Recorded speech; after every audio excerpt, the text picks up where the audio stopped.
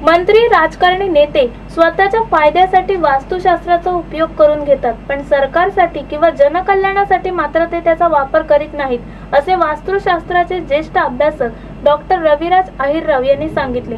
उच्च शिक्षण क्षेत्रात ज्योतिषशास्त्राचा अंतर्भाव करण्याचे मुरली मनोहर जोशी यांच्या काळात प्रयत्न झाले, तसेच माजी राष्ट्रपती प्रतिभाताई पाटील वास्तुशास्त्राचा उच्च शिक्षण क्षेत्रात समावेश करावा यासाठी सुद्धा प्रयत्न सुरू असल्याचे डॉक्टर रविराज यांनी सांगितले। या शास्त्राला विज्ञानाचा आधार असल्याने वास्तुशास्त्र हे जादूटोणा विरोधी कायद्यात बसत नाही।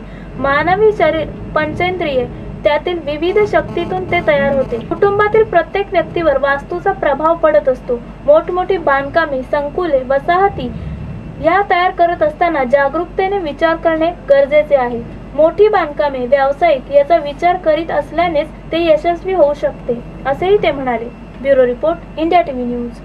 रविराज ही भारतातली सर्वात मोठी वास्तुशास्त्र मार्गदर्शन आणि प्रशिक्षण देणारी संस्था आहे। आज या संस्थेचं भारताव्यतिरिक्त जगातल्या 20 देशांमध्ये वास्तु मार्गदर्शन आणि वास्तु प्रशिक्षणाचं काम दिलं जातं। संपूर्ण जगामध्ये 29,000 पेक्षा जास्त आमचे सॅटिस्फाईड असे ग्राहक आहेत। गेल्या 20 वर्षापासून आम्ही या क्षेत्रात काम करतो आहोत। ठाणे, पुणे, सिंगापूर आणि सिडनी असे 4 ठिकाणी या संस्थेचे कार्यालय आहेत आणि या माध्यमातून जगभर वास्तुशास्त्र नेण्याचा एक कार्यक्रम राबवला जात आहे। या विषयावर हा एक सेमिनार आम्ही पहिल्यांदाच अशा प्रकारची घटना कदाचित भारताच्या बँकिंग इंडस्ट्रीमध्ये आणि भारताच्या वास्तुशास्त्राच्या इतिहासात घडते आहे।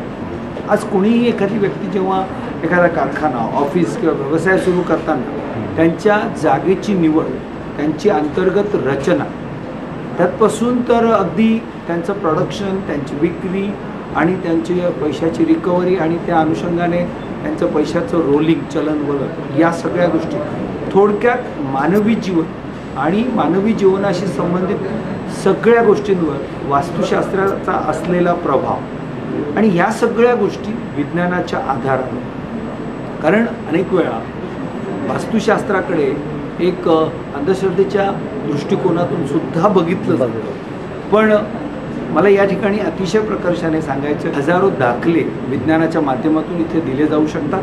त्यामुळे हा पूर्णपणे एक विज्ञान आणि अध्यात्म यांना घेऊन जाणारा हा विषय आहे। दुर्दैव असं आहे की आपण याला योग्य प्रकारे जगासमोर मांडलेलं नाही आहे, म्हणून याची कल्पना लोकांना आलेली नाही। आज आमच्याकडे ग्रीन बिल्डिंगचा कॉन्सेप्ट आला, अमेरिकेतून तो कॉन्सेप्ट आला। काय त्या ग्रीन बिल्डिंगमध्ये? तर ग्रीन बिल्डिंगमधले जर डिझाईन पॅरामीटर्स बघितले तर हे दुसरं तिसरं काही नसून भारतीय वास्तुशास्त्र। त्यामुळे फक्त होतं काय माहिती का की आमचं पातंजली योग परदेशात जातो, योगा होतं, तसंच आमचं वास्तुशास्त्र परदेशांमध्ये गेलेलं आहे।